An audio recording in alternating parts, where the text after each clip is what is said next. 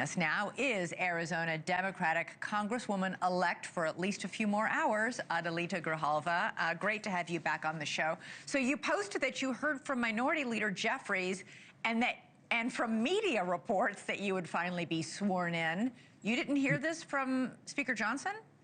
Speaker Johnson's office, and Speaker Johnson has never communicated with me directly at all throughout this entire process.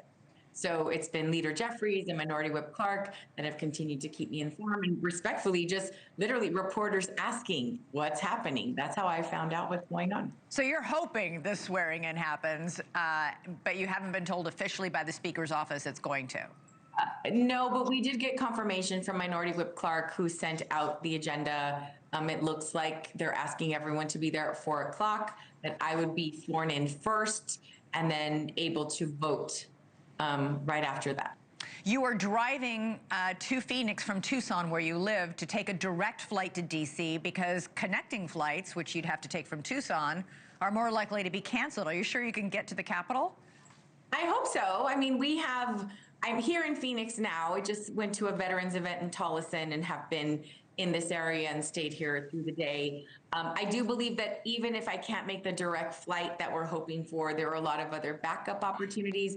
I'm just hoping to get there directly and not have to go through any of the hubs, because I worry about those delays. Just many of the members of Congress right now are having a hard time getting back, especially those of us who live so much further away from D.C. So you wrote in a statement that, quote, "While I am eager to get to work, I am disappointed that one of my first votes will be on a bill that does nothing to protect working people from skyrocketing health care insurance premiums."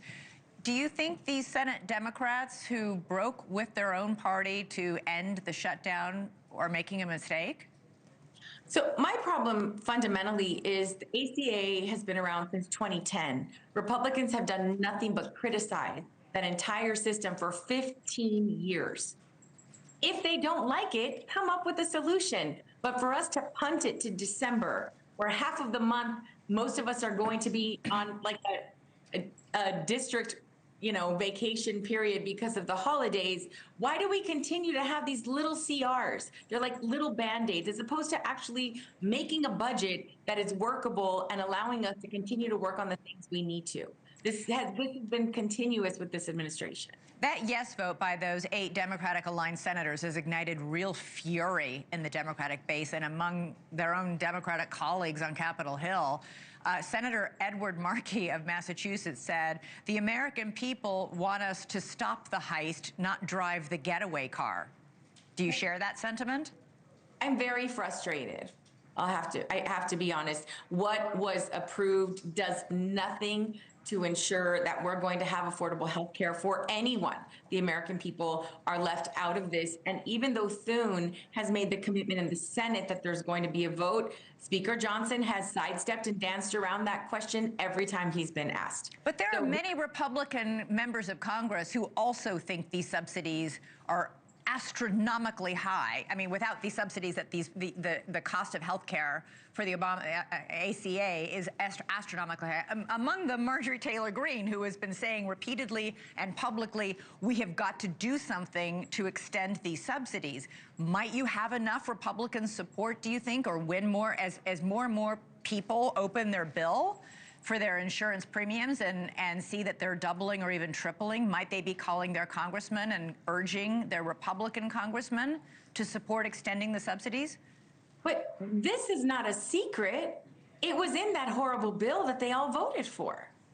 So yes, my hope is that people are going to hear from their constituents and say, you know what, people can't afford quadruple their health care rates. I mean, that's crazy.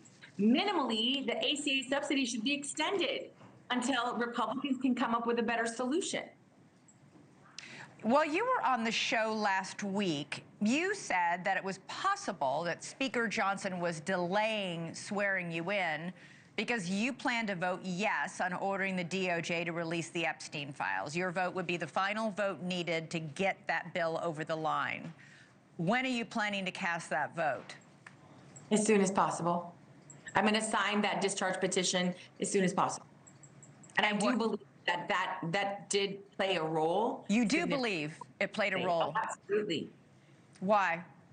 Because there was absolutely no other reason why I should be delayed. I was elected 5 days before the shutdown. There was a whole freshman class in 2019 that was sworn in during the shutdown.